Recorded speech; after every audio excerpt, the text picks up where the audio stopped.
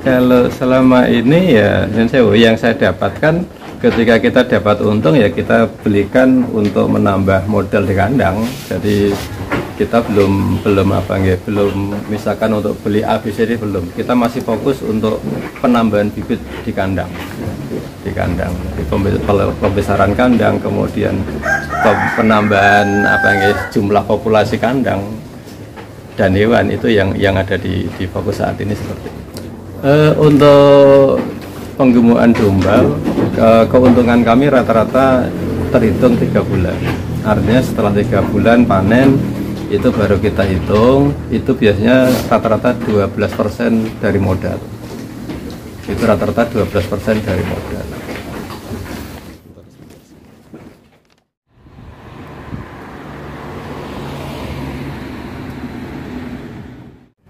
Assalamualaikum warahmatullahi wabarakatuh. Saya Sugandi dari Barokah Farm di Desa Mulyagung, Kecamatan Singgahan, Kabupaten Tuban.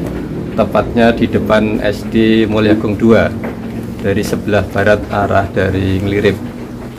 Kami sebenarnya adalah guru di salah satu SMP di Kabupaten Tuban semenjak tahun 98 sampai hari ini. Cuman kami ada kegiatan sampingan di rumah untuk peternakan domba, khususnya di penggemukan. Kami kebetulan ada aktivitas di kantor dari jam 6:30 sampai jam 2. Sehingga nanti kami berbagi waktunya ya ketika sudah pulang kantor, kami baru ke kandang untuk menanyakan ke anak kandang, melihat dari dekat terkait dengan domba-domba saya seperti itu. Mungkin ada yang sakit atau bagaimana.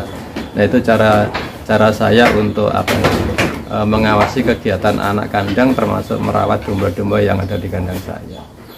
Jadi tidak cukup diserahkan kepada anak kandang, karena itu nanti resikonya cukup tinggi, sehingga harus ada waktu khusus kapan saya harus ke kandang. Tentu menyesuaikan dengan kegiatan utama saya yang ada di kantor seperti itu. Kami di kandang merintis mulai tahun 2020 sampai hari ini sudah 3 tahun berjalan, dan alhamdulillah sampai hari ini kami masih dipercaya oleh pihak Nurul Hayat. Menjelang Idul Kurban kami dipercaya untuk menggemukkan kambing-kambing dari Nurul Hayat seperti itu. Sebenarnya kami basicnya adalah dari keluarga petani, dibesarkan dari keluarga petani, dan juga saat itu keluarga kami punya ternak seperti itu. Cuman kami berpikir bagaimana peternakan tradisional ini bisa menjadi lebih modern dan hasilnya kemudian bisa dinikmati, sehingga di tahun 2003 kami mencoba untuk peternakan sapi saat itu. Kemudian di sana kita mencoba beli bibitan di atas 2 tahun, kemudian kondisi kurus kita gemukkan dengan bantuan salah satu probiotik saat itu. Dan kami tidak bisa menyebutkan karena ini menyangkut nama dan merek seperti itu. Nah, kemudian di situ kami berhenti karena probiotik yang kami butuhkan hilang, dan baru tahun 2014 kami mencoba untuk mengikuti kegiatan pelatihan di salah satu PT yang ada di Jawa Timur.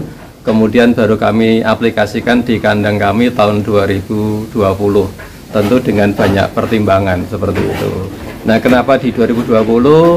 Karena di 2020 pada saat itu pandemi, kami ada kesempatan untuk WFH, sehingga itu kami coba untuk kembangkan bersama dengan anak dan keluarga yang ada di tempat kami seperti itu. Terkait dengan peternakan yang kami kelola di rumah, sebenarnya ini adalah ide kami bersama dengan anak. Jadi ketika itu kami berkunjung ke salah satu tempat yang di Bojonegoro dengan anak kami untuk melihat peternakan domba seperti itu. Alhamdulillah pulang dari berkunjung, kita ngobrol di perjalanan dengan keluarga dan anak-anak, ternyata anak tertarik gitu. Sampai akhirnya kami bertekad untuk membuat kandang khususnya untuk domba seperti itu. Kebetulan di kandang kami adalah menggunakan sistem koloni. Kenapa koloni? Satu, tentu untuk menghemat biaya kandang. Yang kedua, domba khususnya Gibas itu mereka lebih senang koloni dibanding dengan sistem baterai. Sehingga ini yang membuat kami untuk membuat sistem koloni. Dan ketika menggunakan sistem koloni, ketika domba sakit itu akan lebih mudah terdeteksi. Kenapa? Karena ketika koloni mereka akan memisahkan diri dari kelompoknya. Nah, itu tanda-tanda ada gejala sakit di situ. Itu salah satu alasannya seperti itu. Rata-rata untuk koloni kami dengan ukuran kandang 1,3 meter kali 1,25 itu kami isi dengan 10 ekor. 10 ekor sehingga dia ada ruang untuk istirahat, kemudian ketika makan tidak harus berdesakan dan dia dapat tempat gitu. Jadi satu kelompok 10 dengan ukuran 3 meter kali 1,25. Di awal kami isi kandang hanya sekitar 50 ekor gitu. Karena kenapa 50? Satu tentu juga terbentur dengan modal, kemudian kita belum punya pengalaman terkait dengan patterning domba seperti itu, sehingga kami mencoba 50 ekor. Cuman memang ketika 50 ekor kemudian kita menggunakan pakan dari pihak lain, ini terlalu risiko bagi saya gitu. Nah, sekarang alhamdulillah dengan perjalanan yang kita sampai hari ini ada sekitar 180 ekor di kandang kami gitu. Ada yang jantan, ada yang betina sesuai dengan permintaan pasar.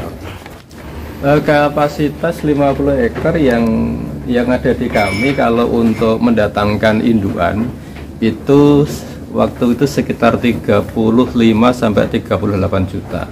Itu induannya saja. Kemudian kalau kandang itu relatif, tergantung dari nanti bentuknya seperti apa, kemudian desainnya seperti apa. Jadi kalau kandang mungkin tidak bisa dihitung karena relatif itu menurut apa gitu. Sesuai dengan kemampuan masing-masing dan keamanan seperti itu. Untuk perawatan, terkait dengan perawatan di kandang itu setiap hari ya kita bersihkan kotoran, dan alhamdulillah di sini kandang kami sudah terkoleksi, artinya dipisah antara urin dengan kotoran sehingga memudahkan anak kandang untuk mengambil kotoran. Kemudian dibawa ke belakang disimpan untuk nanti kita buat pupuk. Itu yang terkait dengan kotoran. Kemudian untuk pakan, kebetulan kami buat pakan sendiri. Jadi satu hari itu satu ekor sekitar 0,6 sampai 0,8 untuk pakan fermentasinya seperti itu.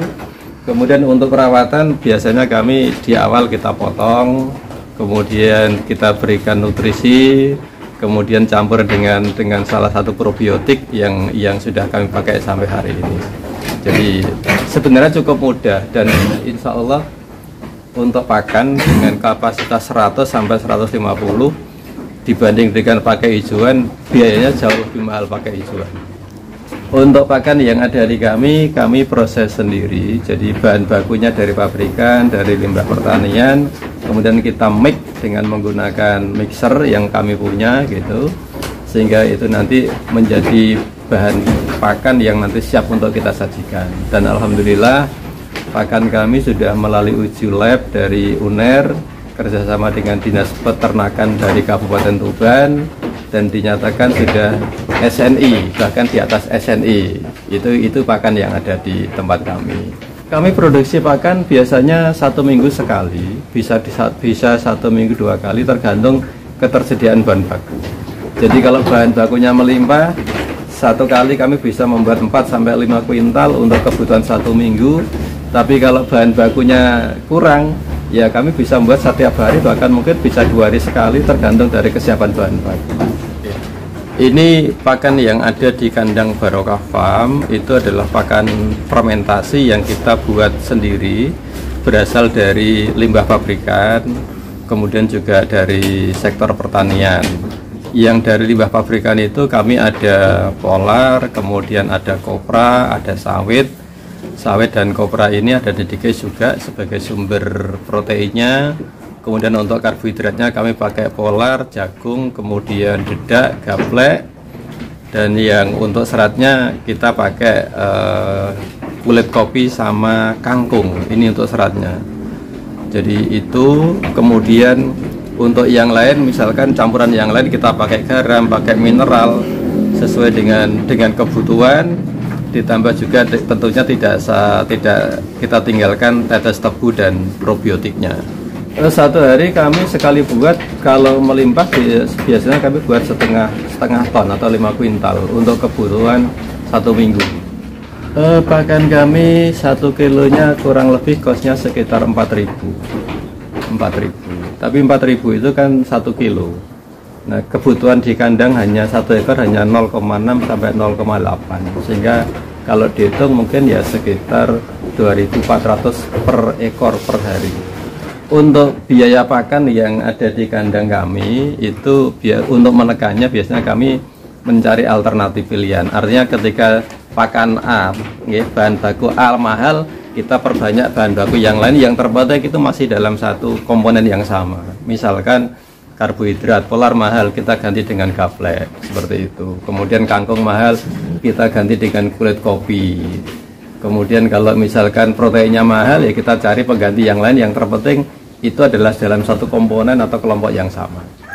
Tentu kita selalu ada perawatan ya, karena domba itu kan kadang-kadang banyak tingkah, banyak pola, sehingga panggungnya, kemudian kandangnya kadang-kadang ada yang rusak, yaitu kita melakukan perawatan, termasuk pembersihan setiap hari. Ketika misalkan tempat pakan ada sisa pakan, itu kita bersihkan seperti itu. Ya tujuannya agar kambing-kambing kita lah ketika makan yang kita berikan makan yang kalau penggemukan, begitu kambing datang memang harus dicukur. Jadi kita tidak melihat umur berapa, karena kita biasanya kalau untuk penggemukan itu rata-rata 8 sampai 12 bulan masuk ke kandang, itu kita cukur. Tujuannya satu, untuk membersihkan bulu dombanya. Yang kedua, kutu yang ada di bulu biar hilang gitu. Kemudian yang ketiga adalah ini menyangkut kesehatan dan pertumbuhan.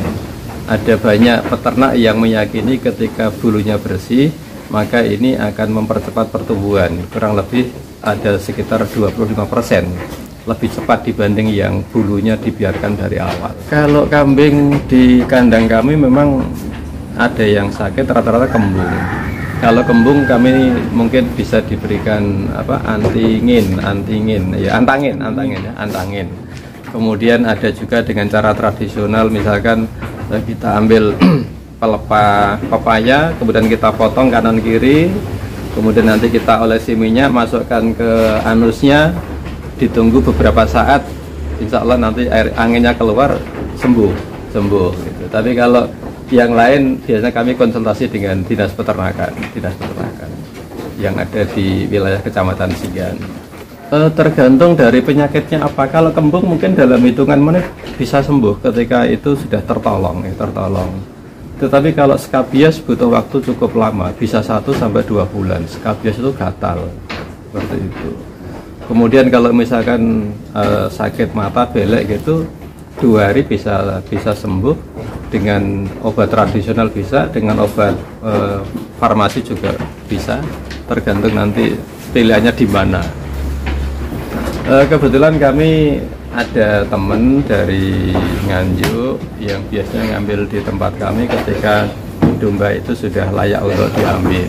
Jadi kami tidak pernah menjual ke pasar tradisional karena keterbatasan waktu juga membuat jaringan agak sulit, sehingga kami lebih senang bermitra dengan beberapa teman yang ketika sekali ngambil ya 25 sampai 50 ekor. Kami biasanya datang itu dengan bibitan kurang lebih 15 sampai 20 kilo, itu yang datang ke kami. Kemudian ketika datang nanti 3 bulan kita besarkan, kita rawat. Pertumbuhannya rata-rata ya ada yang 3, ada 4 sampai 5 kilo, tergantung nanti dari postur, kemudian tergantung juga dari kesehatan dombanya saat masuk di kandang. Jadi untuk kambing menurut kami tidak bisa kemudian tumbuh rata semuanya, tidak bisa. Berarti ada yang lambat, ada yang cepat. Tergantung dari awal domba masuk itu nanti tingkat kesehatannya seperti apa. Kalau selama ini ya yang saya dapatkan, ketika kita dapat untung ya kita belikan untuk menambah modal di kandang. Jadi kita belum misalkan untuk beli ABCD belum. Kita masih fokus untuk penambahan bibit di kandang. Pembesaran kandang, kemudian penambahan jumlah populasi kandang. dan hewan itu yang ada di fokus saat ini seperti ini.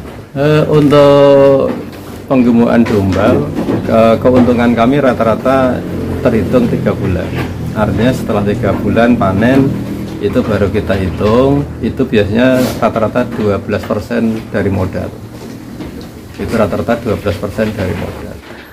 Di kami anak kandang cuma satu dengan domba sekitar 180, tapi tidak kita lepas begitu saja.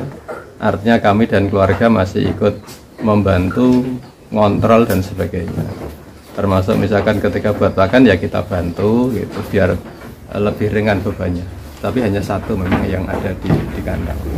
Jadi begini, di tempat kami Barokah Farm itu terbuka untuk siapapun yang mau belajar. Jadi kami tidak pernah misalkan ada orang datang kemudian tidak kita layani dengan sebaik-baiknya. Jadi kalau mau belajar monggo datang ke kami juga masih belajar gitu, barangkali bisa sharing bareng-bareng seperti itu. Kemudian terkait dengan bibit yang misalkan kepengen dari kami, ya kami upayakan gitu sebagai jembatan ke teman-teman yang kepingin mendapatkan bibit, sehingga nanti mungkin dari kami kemudian bisa juga kembali kepada kami insya Allah melalui mitra kami yang saat ini sudah bermitra cukup lama. Kami biasanya ngambil bibit itu hitungannya bukan besar kecil, tapi kita belinya kilogram.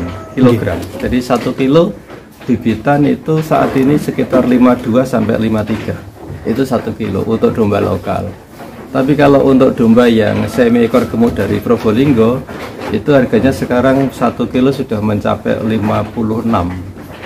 Itu untuk yang betina, tapi yang jantan beda lagi, Kalau misalkan 20 kilo ya, 20 kilo dikalikan 50.000 itu kan berarti 1 juta.